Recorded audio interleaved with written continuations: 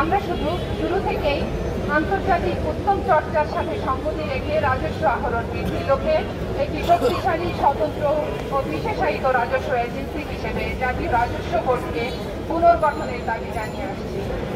সেই সাথে সরকারের রাজস্ব নীতি পৃথকীকরণের পরিকল্পনার সাথে একাত্মতা প্রকাশ করে আমরা জানাতে চাই, রাজস্ব আহরণের মতো একটি জটিল ও বিশেষায়িত ক্ষেত্রে নীতি প্রণয়নের জন্য কর, কাস্টমস ও ভ্যাট কর্মকর্তাদের পেশাগত জ্ঞান ও অভিজ্ঞতাকে প্রাধান্য দিয়ে এবং সকল অংশীজনের মতামতকে অন্তর্ভুক্ত করে একটি স্বতন্ত্র ও বিশেষায়িত রাজস্ব নীতি প্রতিষ্ঠান গঠনের জন্য আমরা দাবি করে আসছি।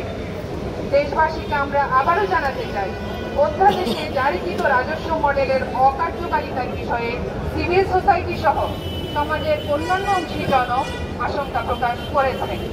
আমরা আশা করছি সরকার এই অধ্যাদেশ বাতিল করে সমাজের অংশীজনদের বিশেষজ্ঞ মতামত ও আমাদের অভিজ্ঞতালব্ধ পর্যবেক্ষণকে পুনর্বিবেচনা করবে।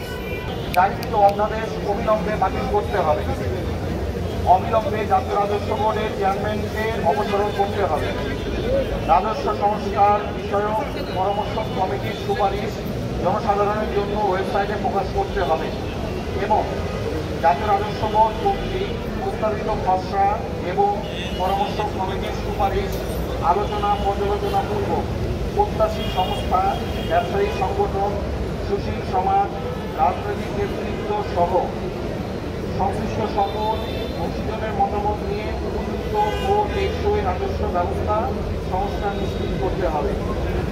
রাজস্ব ব্যবস্থার প্রয়োজনীয় ও সময়োপযোগী সংস্কারের ক্ষেত্রে আমাদের এই যৌক্তিক দাবিগুলি সরকার কী কারণে, কার প্রভাবে বা কোন অজুহাতে এখনও বাস্তবায়ন করছে না তা আমাদের কাছে স্পষ্ট নয়। যেহেতু আমাদের উপযুক্ত চাকরি সুনির্দিষ্ট দাবি পূরণের বিষয়ে সরকারের পক্ষ হতে অগ্রগতি কোনো সুস্পষ্ট ঘোষণা প্রকাশ করা হয়নি, সেহেতু আমাদের পূর্বঘোষিত কর্মসূচি অব্যাহত থাকছে। আমাদের পরবর্তী কর্মসূচি কর, কাস্টমস ও ভ্যাট বিভাগের সকল দপ্তরে পূর্ণাঙ্গ কর্মবিরতি চলবে।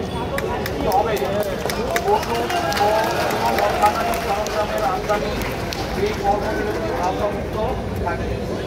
দেশের অর্থনৈতিক কর্মকাণ্ড ও সাপ্লাই চেইন ব্যবস্থাপনা স্বাভাবিক রাখা এবং অর্থ বছরের শেষ প্রান্তে রাজস্ব আহরণ কার্যক্রম সচল রাখার সাথে আমাদের মূল চাকরি দাবি পূরণের বিষয়ে সুস্পষ্ট ঘোষণা প্রদান করার জন্য আমরা সরকারকে সবিনয়ে অনুরোধ জানাচ্ছি।